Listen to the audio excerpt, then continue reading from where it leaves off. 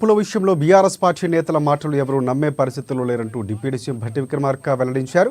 ఇవాళ ఆయన రాష్ట్ర అప్పులు ఎఫ్ఆర్బీఎం రుణ పరిమితిపై సభలో మాట్లాడుతూ నిండు సభలో అప్పుల విషయంలో బీఆర్ఎస్ పార్టీ సత్యదూరమైన మాటలు మాట్లాడుతుందంటూ దుయ్యబట్టారు.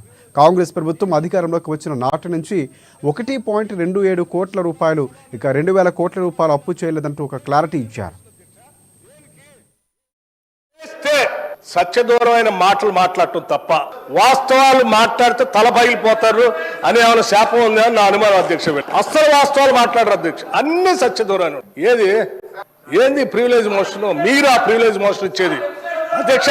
వీళ్ళు ప్రివిలేజ్ మోషన్ ఇస్తారా సభా నిబంధనల గురించి, సభా నియమాల గురించి? దేనికి ప్రివిలేజ్ మోషన్ అధ్యక్ష? దేనికి? నిన్న చూపించాను నేను అధ్యక్ష. రూల్స్ బుక్ వాళ్ళ హయాంలో తయారు చేసింది. పాత రూల్స్ బుక్ అన్నిటిని కూడా మార్చేసి వాళ్ళకు అనుకూలంగా ఉండేటట్టుగా రూల్స్ బుక్ అంతా తయారు చేసుకొని సభలో పెట్టి ఆ రూల్స్ బుక్ లో ఏం చూపించారు అధ్యక్ష? స్పష్టంగా ప్లకార్డ్స్ తీసుకొని రావద్దు, స్లోగన్స్ ఇవ్వద్దు, పొరపాట్లు అట్టు చేస్తే వాళ్ళ మీద చర్యలు తీసుకోవాలని చెప్పి అన్ని చాలా స్పష్టంగా రూల్స్ లో పెట్టి నిన్న మీరు చేసింది అధ్యక్ష. ఏం చేశారు మీరు సభలో? మీరు గాని మీ నాయకుడు ఆనాడు ముఖ్యమంత్రిగా ఉన్నటువంటి కె చంద్రశేఖరరావు గారు సభలో చెప్పినటువంటి ఏ ఒక్క అంశాన్ని అమలు చేశారు అధ్యక్ష? సభ నిబంధనలు పూర్తిగా ఉల్లంఘించారు వాళ్ళు. హౌస్ ప్రివిలేజ్ మొత్తం పక్కగా పట్టించింది వాళ్ళు. 1 కాదు 2 కాదు 3 ఎకరాల భూమి బరాబర్ ఇస్తామని చెప్పారు దళితులు, గిరిజనులు. ఇచ్చారా?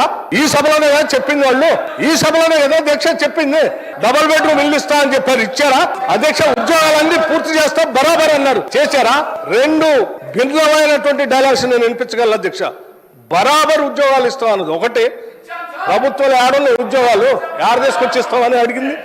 సభ నిబంధనలు నియమాల గురించి సభ తెలంగాణ అసెంబ్లీ